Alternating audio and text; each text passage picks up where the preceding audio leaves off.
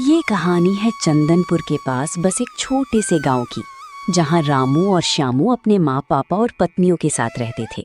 रामू और श्यामू के घर में एक ही किचन था। उसी एक किचन पर पूजा और प्रिया की जंग छिड़ी रहती थी। मैं बड़ी बहू हूँ तो सबसे पहले मेरे पति का खाना बनेगा। मेरे रामू को खेत जाने में देर हो रही है। तेरे पति को देर हो रही है तो मेरे पति को भी देर हो रही है। उन्हें भी दुकान खोलनी है। क्या बोली तू? मेरे पति को छोटा समझती है क्या तू? तेरा शामू बहुत कमाता है। हाँ, दुकान में बैठे बैठे कुर्सियां ही तो तोड़ता है। किसका पति कितना कमाता है सबको पता है। तेरा सौतेलापन मायके में भी दिखता था और यहाँ भी। कब तक मेरे पीछे पड़ी रहेगी, चोटिन कहीं की? तेरे कर्म फूट जाए कलमुही कहीं की। क्यों एक ही ससुराल में आ मारी तू? पूजा और प्रिया किचन को लेकर लड़ रही थी। घर में प्यार से ज्यादा जहर फैला हुआ था। तभी रामू और श्यामू काम पर जाने के लिए निकले। अरे बंद करो तुम दोनों, रोक किचकिच करती रहती हो। पूजा तू अंदर जा, प्रिया तू भी जा।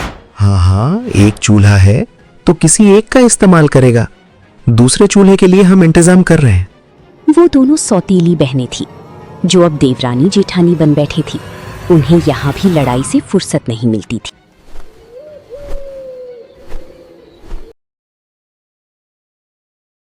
अगली सुबह पूजा की आंखें जल्दी खुल गई। उसे याद आया कि बर्तन धोने हैं।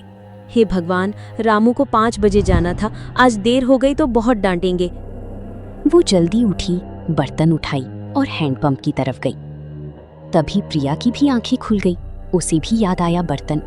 हाय राम, बर्तन धोने हैं, मैं तो सोते ही रह गई।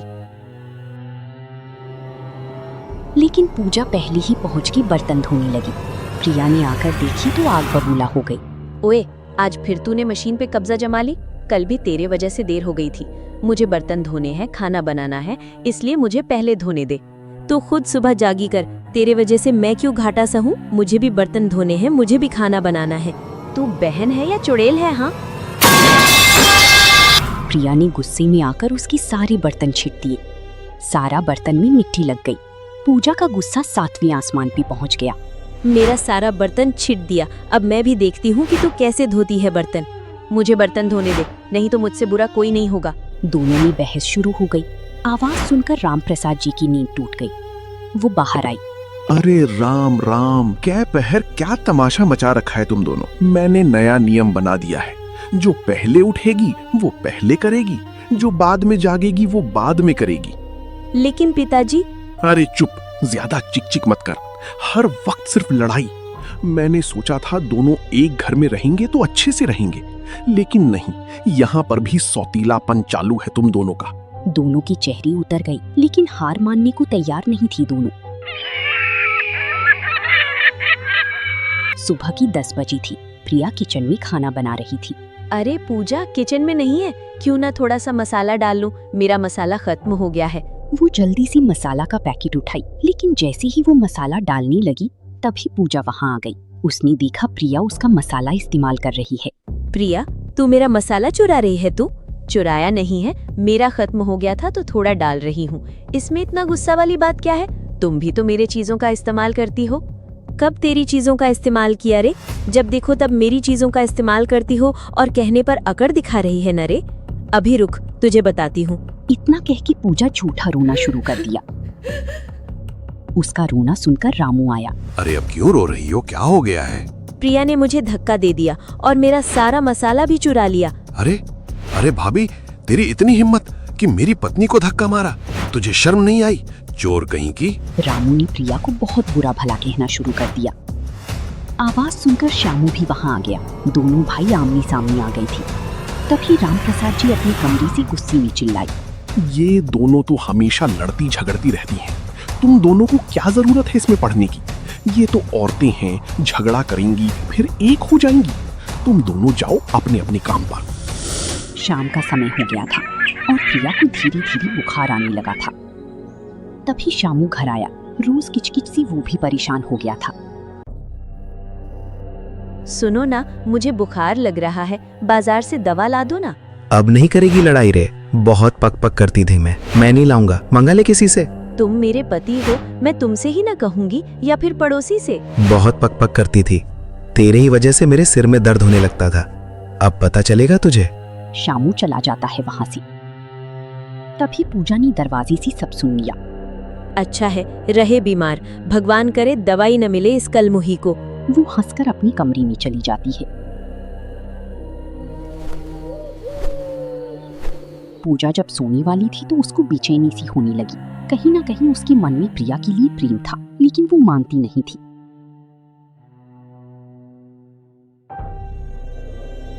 धीरे धीरे घर का माहौल और बिगड़ गया। रोज रोज की झगड़ों से तंग आकर रामू और श्यामू चिड़चिड़ी हो गई थी।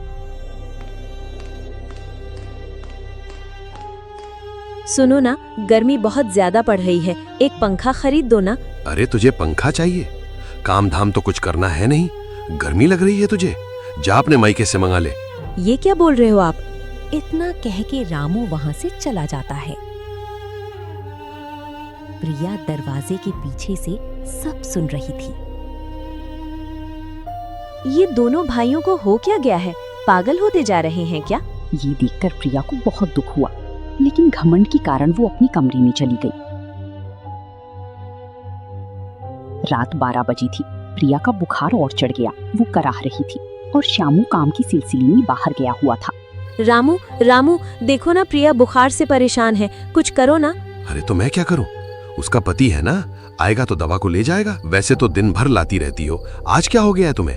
अब जा, मुझे सोने दे। पूजा थोड़ी देर खड़ी रही, फिर उसने हाथ में गर्म पानी और पट्टी लेकर प्रिया के पास पहुंची। तू चिंता मत कर, मैं आ गई हूँ। पूजा गर्म पट्टी उसके सर पर रखी और उसकी देखभाल करने लगी।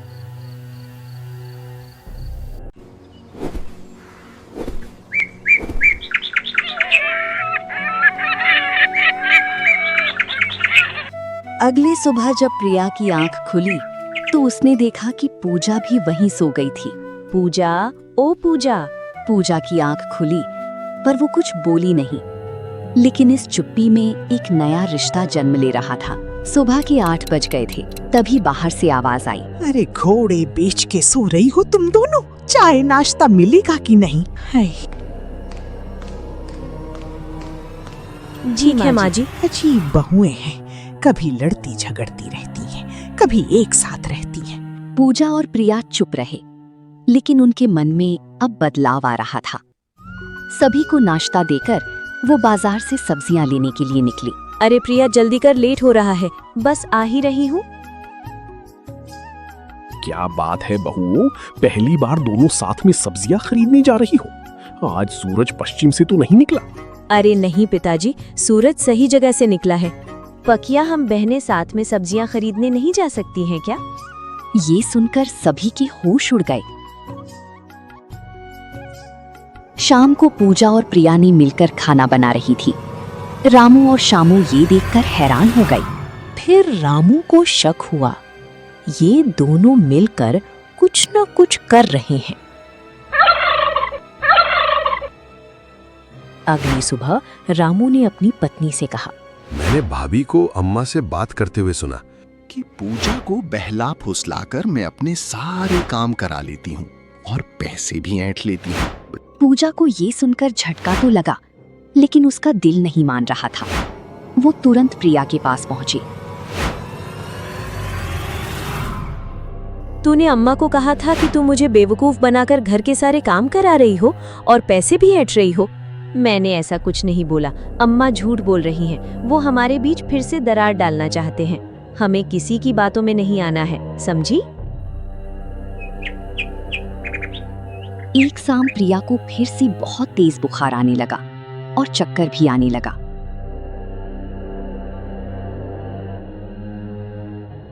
श्यामू, देखो ना, मुझे चक्कर जैसा लग रहा है, मुझे दवा को लेकर चलो ना। आने दे, चक्कर मेरी तो जान छूटेगी तुझे। श्यामू इतना कह के चला जाता है।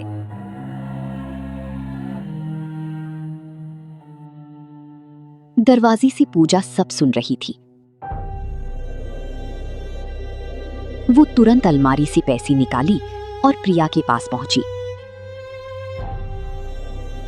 प्रिया, चल जल्दी कर, तेरी इलाज मैं कराऊंगा। ये दोनों भाई पागल हो गए हैं। पर दीदी, रामू भैया आपको बोलेंगे। तू चिंता मत कर, मैं संभाल लूंगी। दीदी, मुझे माफ कर दे, मैं हर बार तुझसे लड़ाई झगड़ा करती थी। ये सब बातें करने का टाइम नहीं है, तू चल मेरे साथ।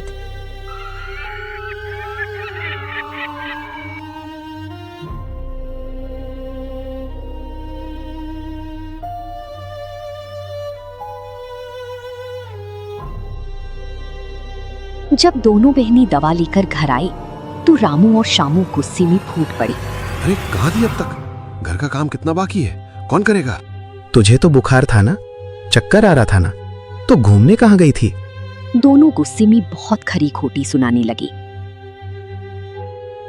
तभी राम प्रसाद जी वहां आ गए। रामू और श्यामू, क्या बोल रहे हो तुम दोनों बहू को? तुम दोनों तो जानवर होते जा रहे हो। बहू बीमार थी तो दवा के लिए भी नहीं ले गए और बोल रहे हो उनको। इतना सुनकर रामू और श्यामू का सिर नीचे झुक गया और वो वहां से चले गए।